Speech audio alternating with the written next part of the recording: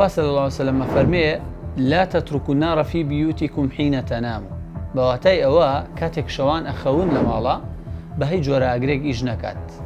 ئێستا حیکمەتی ئەو حەدیسەمان بۆ دەرەکەوێتەوە ساڵانە ئەبیستین کە چەند کەسێک یاخود چەند ئایلەیەک بەهۆی دووکەڵ و غاز و هیسی زۆپاوە کە شەو ئیشی کردووە ژیانیان کەوتۆتە مەترسیە و هەندێک جار کەسەکە گیانی لەدەستداوە. ئێمە چی بکەین بۆ ئەم کەسانەی کە تووشی حاڵەتێکی وا بن و بەهۆشیێنەوە تاوەکو ژیانیان پارێزراو بێت؟ خاڵی یەکەم بریتیە لە دەرهێنانی ئەو کەسانی کە لەو شوێنەیە خەوتون دوورخستنەوەیانە لە مەترسیەکە کە لە ناوتە بودووکەڵەکەیان و گواستنەوەیانە بۆ شوێنێکی سەلامەت کە هەوای پاکی لێیە. پاشان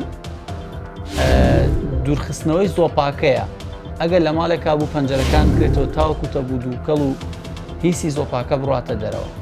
ئەگەر هاتوو کەسەکان نیشانەی قورسیان هەبوو وەکو هەناسەتەنگی زۆر، کۆکە، سەرگێشبوون یاخود سوربوونەوەی چاو و بەرچاو تەڵەخبوون و هەنەجار بەهۆی هیسی سۆپاکەوە ڕێڕەوی هەناسا یاخود سیەکان تووشی سووتان بوونە.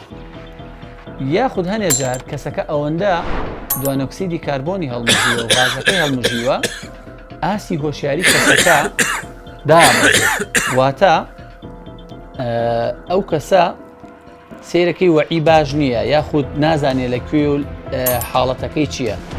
ئەم حاڵەتانە ئەگەر هەبوو لە کەسێکە باش وایە ڕاستەخۆ پەیوەندی بە ئەمبوڵاسەوە بکەیت یاخود خۆت ئەم نەخۆشە بیتە نزیکترین نەخۆشخانە، چونکە ئەگەر سووتانی ڕێڕەوی هەناسەی لەگەڵا بێت ئەم کەسە لە دوایە هەناسەی ئەوەستێ بەبوونی ئەوەی کەوا ڕێڕەوی هەناسەی ئاوساوە و گیر بووە.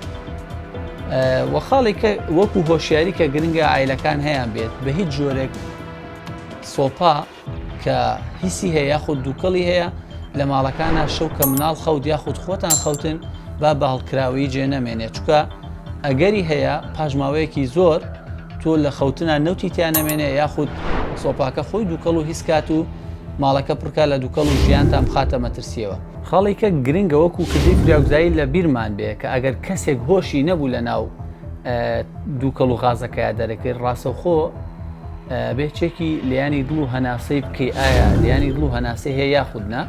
ئەگەر هاتوو لیانی دڵ و هەناسەی وەستا بوو ڕاستەخۆ دەستەکەی بە بژانەوەی دڵ و سیەکان کە بەکردەی CPR نێسراوە یاخود شێلانی سەرسنگ پێشووتر لە چەند بەرنامەیەکە باسمان کردووە.